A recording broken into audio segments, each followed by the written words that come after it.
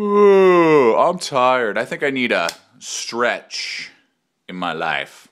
Welcome everybody to another tabletop review for you of this particular product, which you know you're looking at because you clicked on it, the Spyderco Stretch Folding Pocket Knife. This is what we're looking at today. Gonna go ahead and jump right into it, give you some quick specs.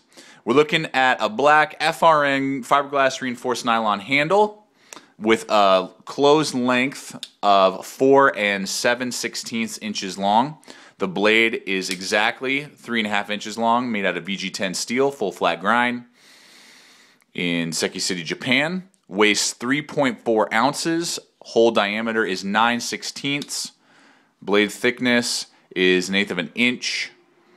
And the overall length is just under 8 inches. 7.9 inches long. So those are the basic specs for you. Let's go ahead and hop on into it. Now, I've been looking around. It's hard for me to tell. I don't know if this particular stretch is discontinued. I know other stretch models have been discontinued. So I don't see this in the new, what's it called, catalog for 2013. So early 2013, I do not know if the Spyderco Stretch is discontinued or not. So if you like this and you're looking at it, you're like, man, I could dig that. You might want to jump on it. It's either discontinued or I'm sure will be discontinued in the very near future.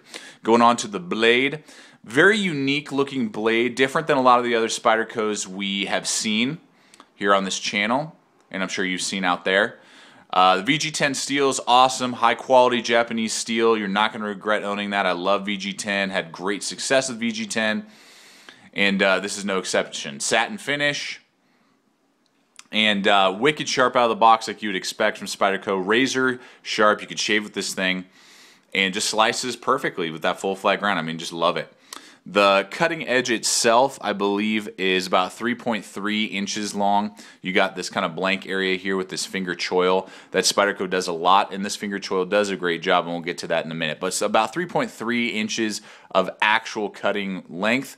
Good belly sweep, good tip here.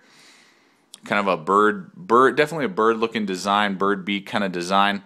Delicate tip right there. So you can definitely do your detailed work. You do have to be a little careful. Can't do any stupid prying with that. You could chip that with some hard leverage on that tip. So definitely not a reinforced super strong tip, but great for everyday tasks. You know, some wilderness use, tactical use, and you know, 1/8 of an inch all the way through. So not crazy thick, not too thin. Just great for your everyday tasks: preparing food, cutting packaging, opening, you know, different boxes, cutting paracord, you know, that type of stuff. I mean, it's just going to super excel at. So that's the blade design. I will tell you that overall, this stretch visually does not connect with me.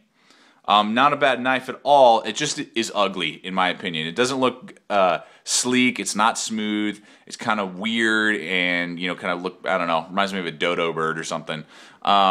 In its design. So it just doesn't connect with me on a visual level. That's not to say that it doesn't do its job. Moving on to deployment, got your really large lanyard hole, finger hole deployment, which I love by Spyderco. You can flick that out without too much wrist flick for a lock back design.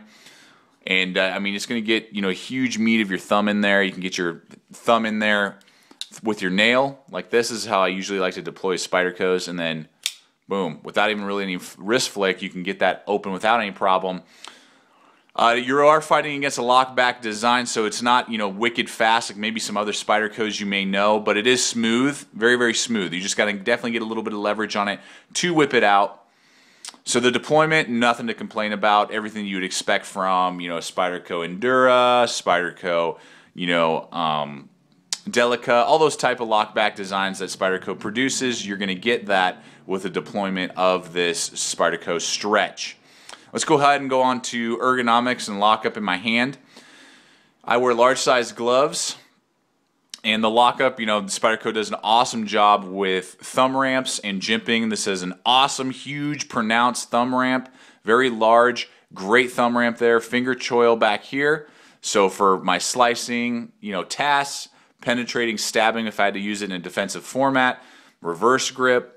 That lockup is really good. The traction is there, and then if you need to choke up and do some detailed whittling or just more controlled carving, it does have the finger choil up here with some jimping on the bottom of that. So you're locked in either way very well, very comfortable, very smooth, no problems and no complaints ergonomically for either tactical thrusting or your, preparing whatever you're preparing. So lockup and ergonomics feels very comfortable in my hand, plenty of room to spare.